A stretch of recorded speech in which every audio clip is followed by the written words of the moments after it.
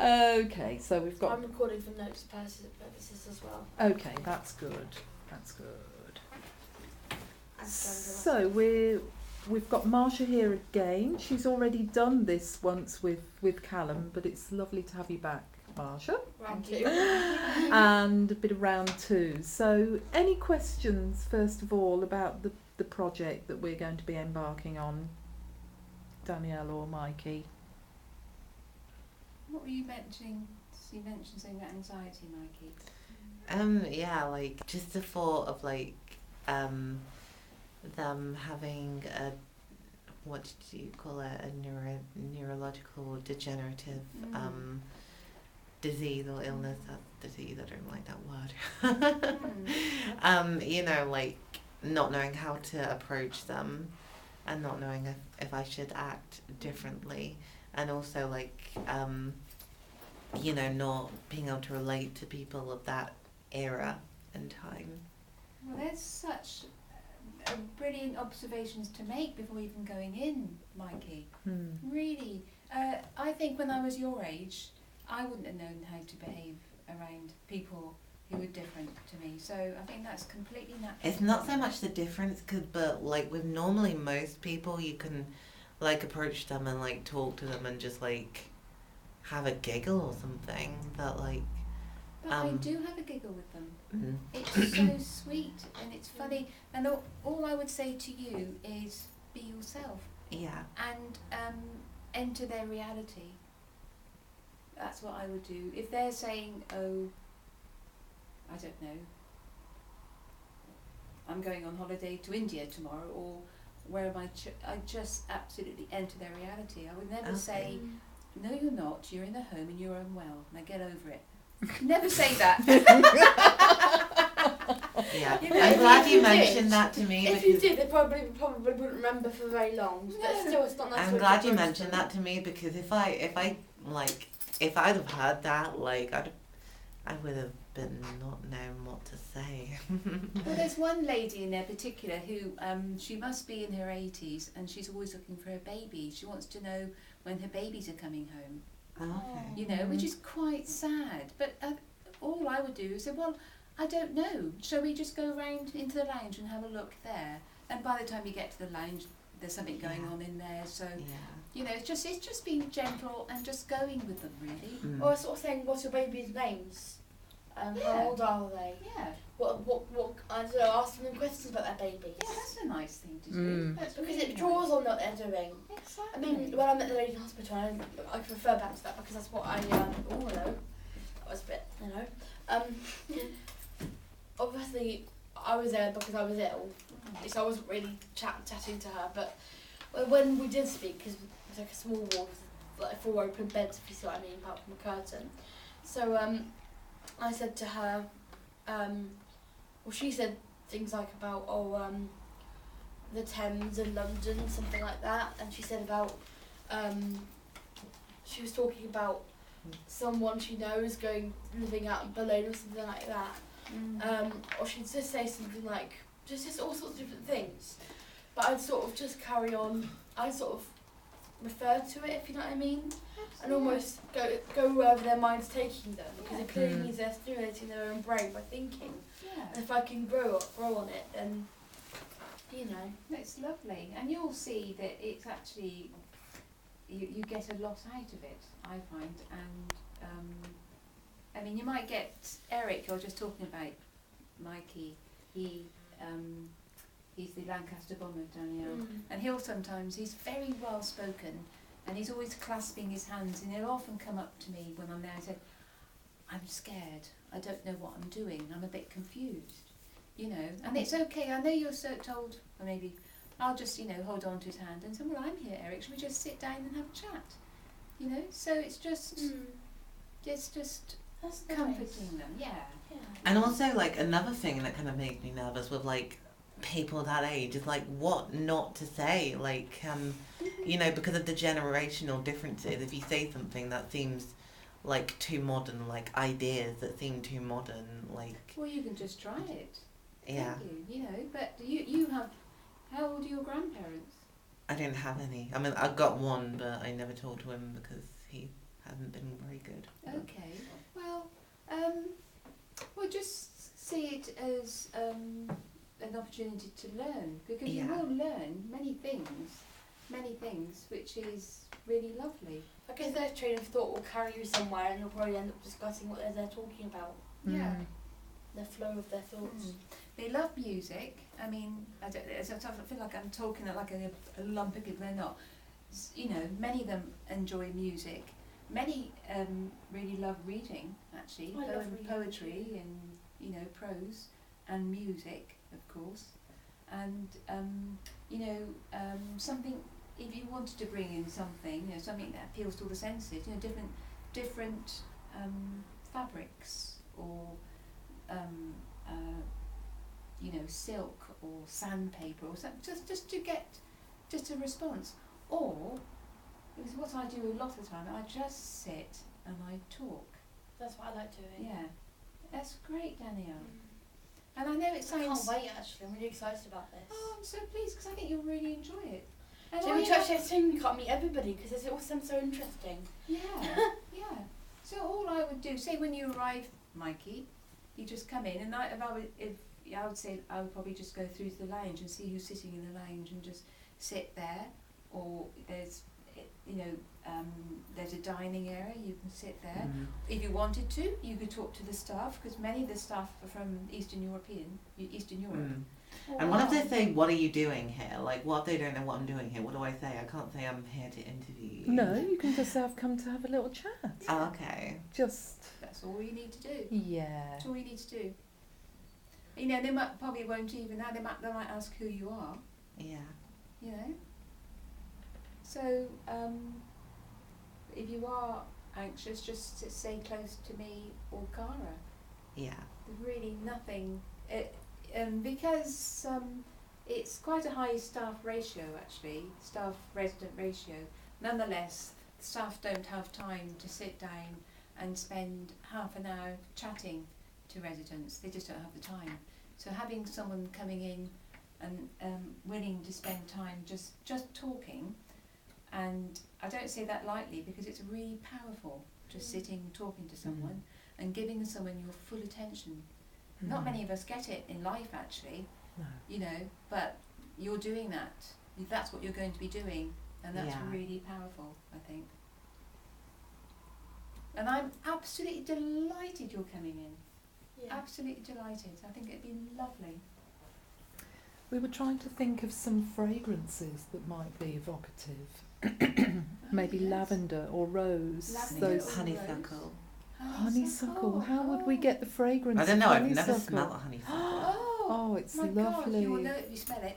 Yeah. Oh, honeysuckle. I wonder. It's- That's a really good idea. It's I very was thinking sweet. about it, like, they all sound so interesting, and some Like ones- wood, burning Although it's wood. nice to bring things in, Yeah. I Burning almost want to go in wood. and just talk.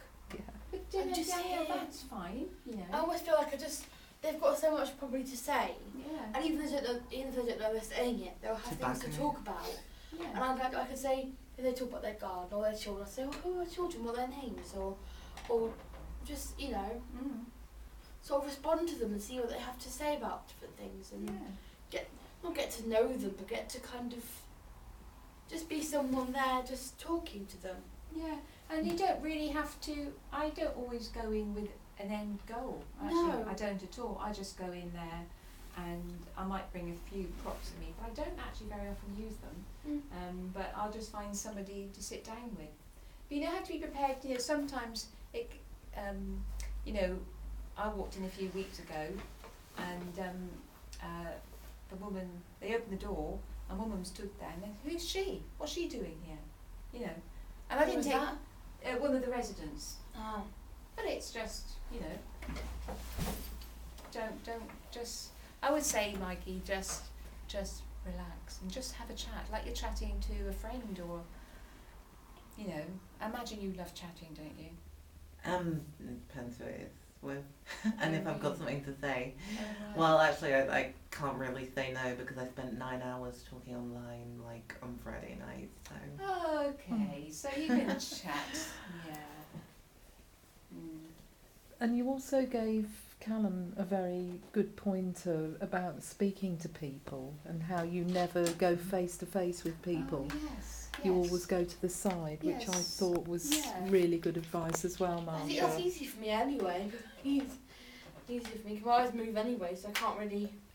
They focus might not on- realise that you're visually impaired, Well, though, no. Danielle. No, they might not, but I mean, like for me, I wouldn't be able to look them in the eye anyway. No, So I see it's what you quite mean. natural just to Yeah.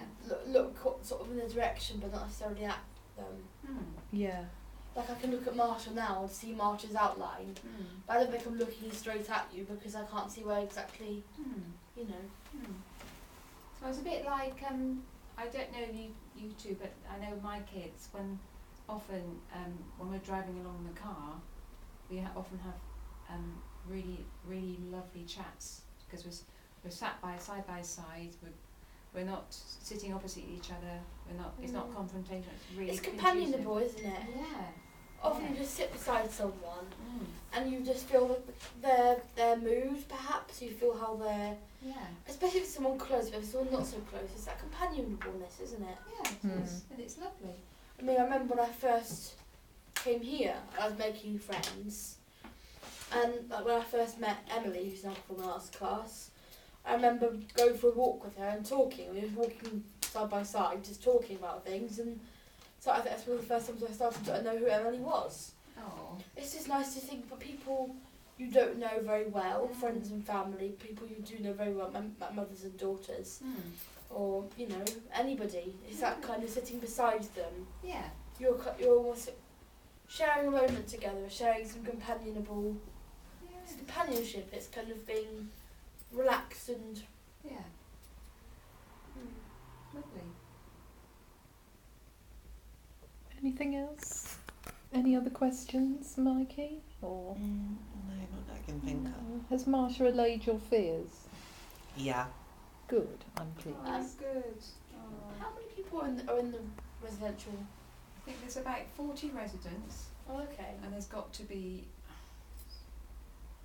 a really high staff ratio. So it's a really special place, actually. I'll just give you a bit of background to it because it's a residential home, but it's owned by a solicitor, Oh, okay. and he isn't ambitious to open any others. He just wanted to show that you can run a residential home can be a loving home, and it's a really loving place because I know the staff are busy, but they really love the residents, and it's not institutional in any way. It's really lovely.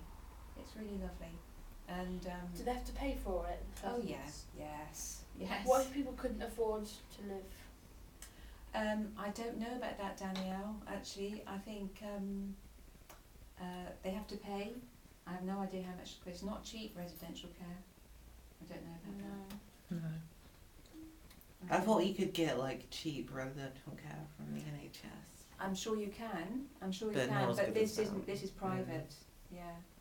Yeah. So I don't know. Many people have worked all their lives, paid off their Family houses. contributing. Yeah, then have to maybe sell the house and pay for it that way. Yeah. Yeah. So the name of your project, Marsha, is Oh, cartographic love letters. Cartographic Love Letters. So really, it's like I was saying before. It's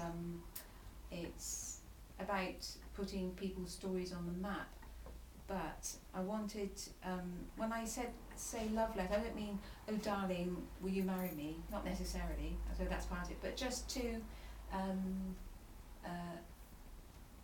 I see the whole thing as being loving, and I know that might sound a bit oh gosh, a bit twee, but it's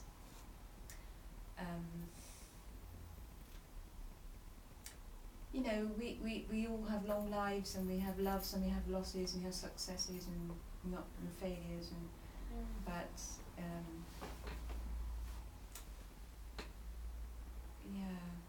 I'm not being very eloquent at the moment, but putting people's stories on a map and just noticing.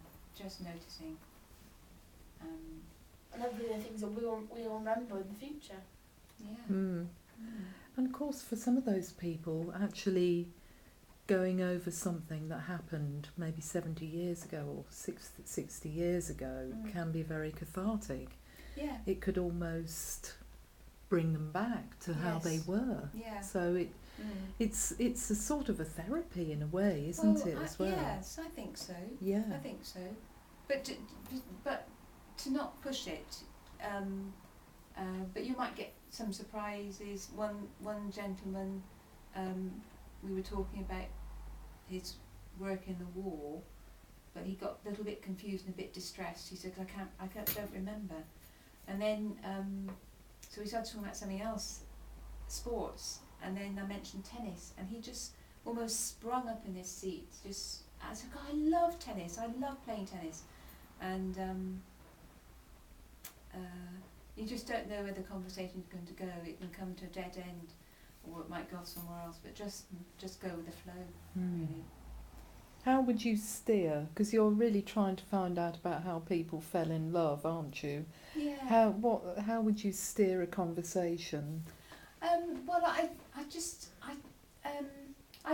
suppose mostly it's gently, not forcing it. If someone doesn't want to talk, I don't force it. I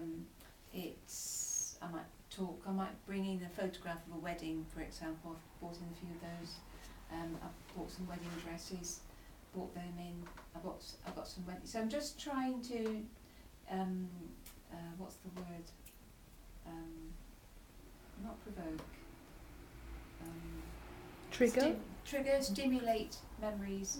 Mm. You might not get much, but if you just get a word or a sentence or an expression, that's enough.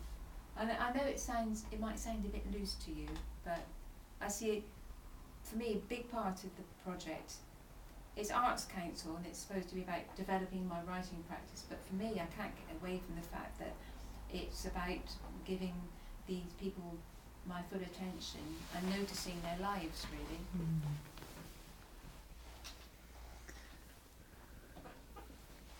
Okay. How do we also when we come to the home, we'll be talking to an individual or mainly to a group of people, or how Individuals, I should say. how would you not pair us up, but how would you kind of work out who would we be talking to? Would we know in advance, or You probably won't. You just go in. I never know who I'm going to be talking to. Oh, I just really? walk in and say, who was I? Might see somebody sitting on their own and just go and have a chat. I went in on last Thursday and I thought I'd better start talking. You can't keep sticking to the same people all day, because I do have a couple of favourites actually, because they're so adorable. But I ended up talking to Tom, who was he was a postman for many years, and he just was telling me about his bike and the uniform he wore and the hat he wore and the weather he had to, just, I find it absolutely fascinating. why have you got favourites? Because Eric I absolutely love. He's just an absolute darling. He's got bright blue eyes. He is just an absolute gent. I just feel really protective of him. I don't know, he's so adorable. Is he the French speaker? And Spanish and Italian and Portuguese. It's a lot of languages. Yes. I love languages. Yeah. Yeah, so if you could go in and speak a language to him, my God. Fantastic. I guess for me that's something that obviously I have a good understanding of, because I'm quite interested in culture around the world. It's something that I've researched a lot and I could probably comment on a lot, if you know what I mean. Yeah. Yeah. That's a lot of languages he knows. Yeah, I know. Yeah, well, he was born in Portugal, you see. I mean, not Portugal, Brazil. Yeah. What sort of things are you interested in, Mikey? I don't know really. Books, but I've come to realise that the kind of books I read aren't necessarily top literature. What books? I don't know, whatever really takes my fancy. Do you like poetry? No, not really. I like some poems, but it's not something I just read leisurely, out of choice. Mikey is a creative writer. He won the Mary Graff Award for creative writing within the college. Second. Oh, Danielle came second. There you go. Wow. So you've got the 2 top writers in the college. Gosh. And you're going on to do creative writing at university, aren't you, Mikey? Yeah. Wow, where? Yeah. Chichester, hopefully. Goodness, So amazing. one of my top choices. Are you doing creative writing too? No, I'm doing applied drama, so sort of theatre and community, theatre therapy, theatre for children. But Chichester is one of my choices, but so is Trinity St David and Swansea as well. So Wow. I like the sort of community aspect of theatre, I think. Mm. Mm. Okay. Shall we? I'll pause that there.